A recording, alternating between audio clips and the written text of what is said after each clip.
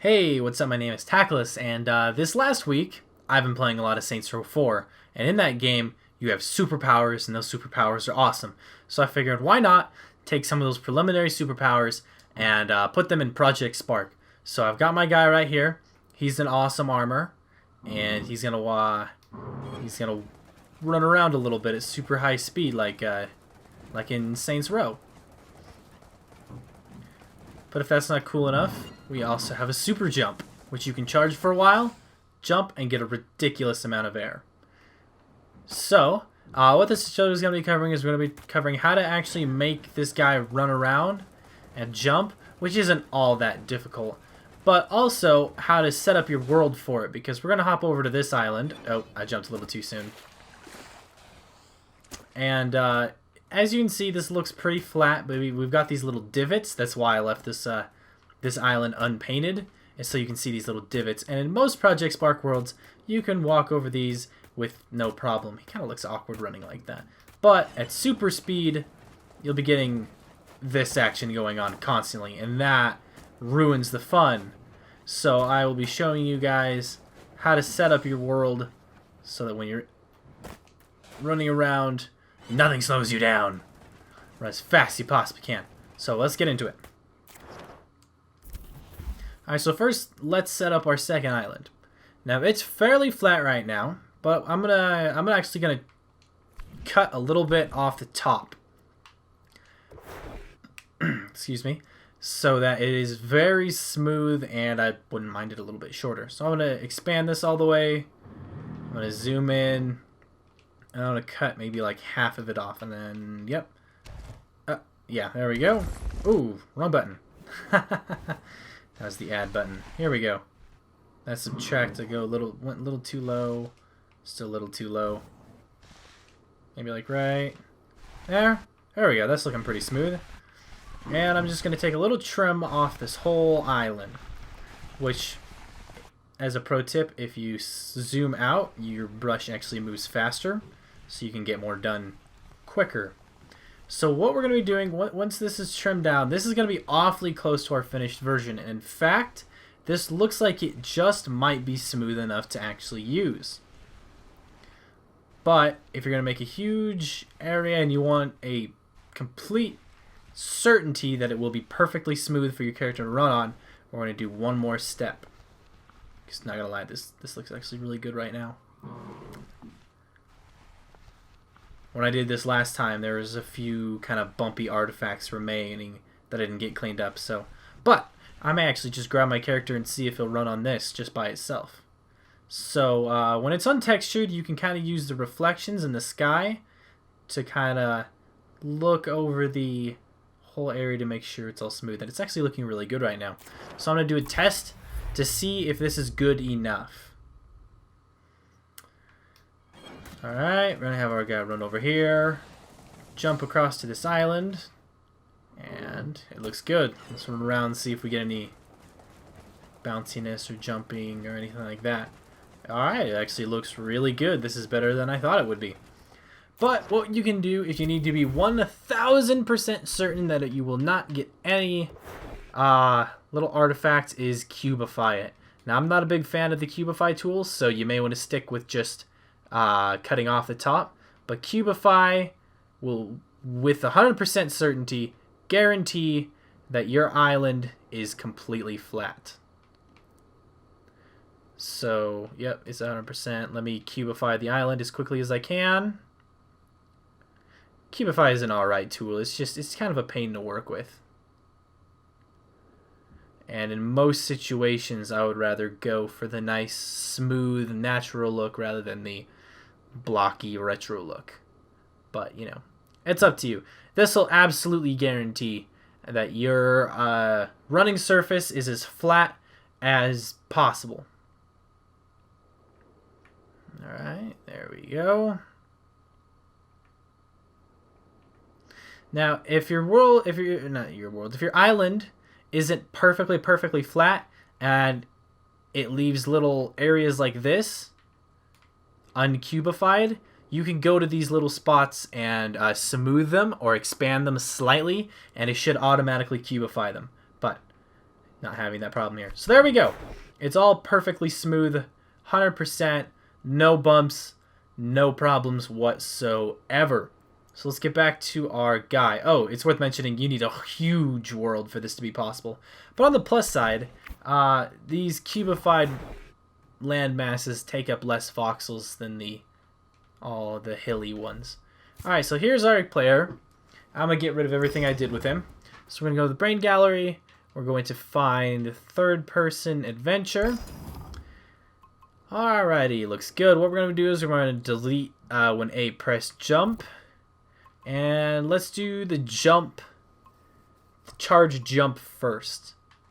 So what we're going to do is when A, we're going to, let's see, the Boolean variable of super jump charge equals true. And then when not A, I could be using pressed and released, but I have some more functions I want these buttons to do that pressed and released don't really facilitate well. Or not. I can't use not. I need no longer A. We need super jump equals false and started to jump. There we go. Now, while super jump charge is true, it's got some stuff to do. So first, we're going to make a countdown timer for 1 in frames loop. And in this, we are going to have 2 variables. We're going to have one called jump. Come on. Jump height. Hopefully I spelled height right. Jump height increment by 1. And then we're going to copy and paste that, and we're going to have, if you're hearing odd noises through my mic right now, there's some construction going on in our house, so sorry about that. We're going to make another variable called jump distance. And we're going to have this increment by 0.5. We want jump distance to increment slower than jump height. So now we're going to put this whole timer under a child line that is when the jump distance is less than, let's do 50. Or not jump distance, we want jump height. Man, they're being really loud out there. I hope you guys don't hear that as loud as I'm hearing it. You probably do. There we go. This will keep it so when jump height hits 50, it'll stop charging, which also means that jump distance will, by default, be no higher than 25. Alrighty, so that's jump. That's the charge jump. Now we need to do a couple more things. When no longer A, we need to started to. We need to reset the jump. Jump distance equals, I don't know, let's just do 5. Let's copy and paste that same line of code. Jump height is also 5. There we go. Now, we need to establish that these are also the same numbers before you start jumping. So we're going to copy and paste these onto their own lines. Jump distance, jump height. But rather than started to, we're going to have once. And finally, we're going to do movement properties, jump height equals jump height. And then another line of code. Oh, no, not fall. I want movement properties. Jump air horizontal speed equals jump distance. There we go. That's everything we need for our jump. Let's give it a quick test. So we have our character, and he can walk around normal, and if I just tap A, he does an above average jump. If you've played Saints Row 4, you know that just tapping the jump button, you get a pretty good jump out of it. But if I press and hold, and then give it a little bit and release, awesome amount of air and much more distance. Awesome. So let me press and hold again, get an awesome amount of air and whatnot again. And then let me just tap it to make sure everything resets right. And everything is looking great. Alright, let's head back to the code and let's give the jump a little bit of aesthetics. Which isn't too hard to do. Oh, went too far. When we want it to started to play sound. And let's see, energy. And I'm looking for a good little like pop sound to let the player know that they've started charging.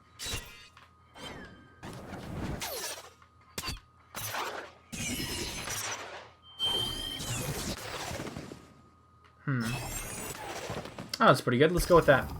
And I'm going to make this one overlapping. Next, we're going to have another sound effect. This one's not started too because we're going to have this play as loop. So we're looking for one of these that's a loop. Let's do this one.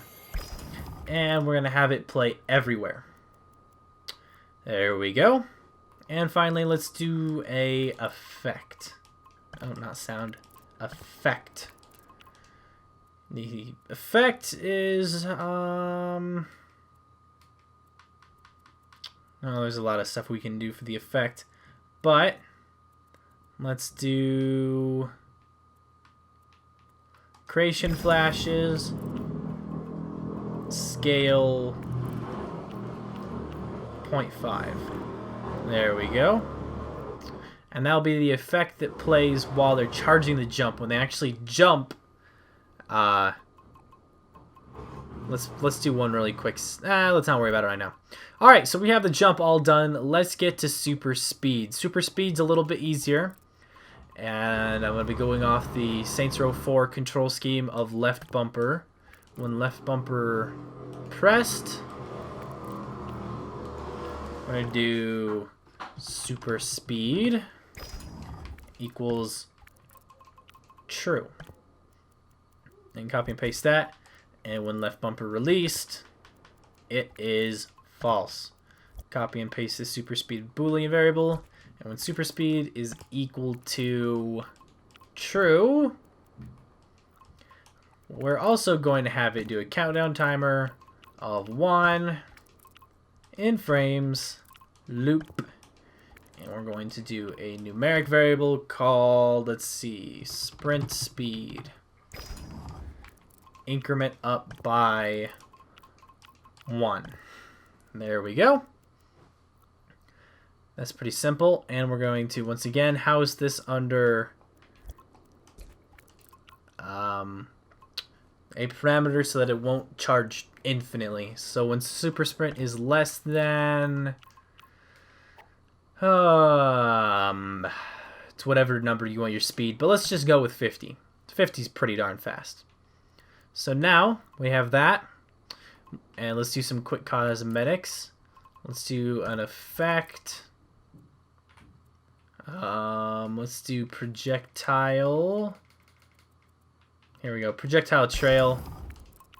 At socket, socket name, left hand. And then socket name, right hand. Let's play a sound effect. No, that's under when. Let's play a sound effect. This one's going to be the looping sound effect. So I'm going to once again do energy.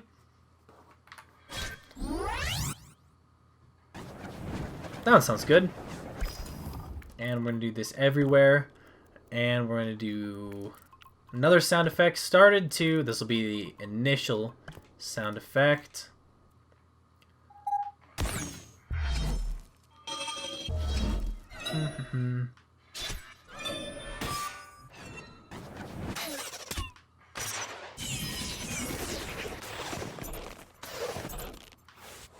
Skip over a little bit. That sounds pretty good. And we'll make it overlapping. Alright, and finally, we're going to have our character highlight blue. Alrighty. Now, the very last things that we have to do is we have to have the sprint speed reset every time it's released. Started to sprint speed equals. Let's do like 7. And once again, we have to set this to once. Sprint speed equals 7, and then ground speed is equal to sprint speed. There we go. You can adjust some of those numbers if you want faster, slower characters, or higher jumping or lower jumping or whatever. So our character runs normal. They jump a little above normal. But when they start sprinting, they accelerate and they accelerate until they can get some awesome speed going. They can charge their jump. Awesome. So, that's pretty much how to make your character move and run and do all that like in Saints Row 4. So, yeah, you can build off this quite a bit. It's a pretty easy to use format for adding on to. If you're going to do this, be sure that your world is very flat, because any bumps or hills or anything, they'll get picked up off the ground and they'll lose all their speed. So, thank you guys for watching. I will see you guys later.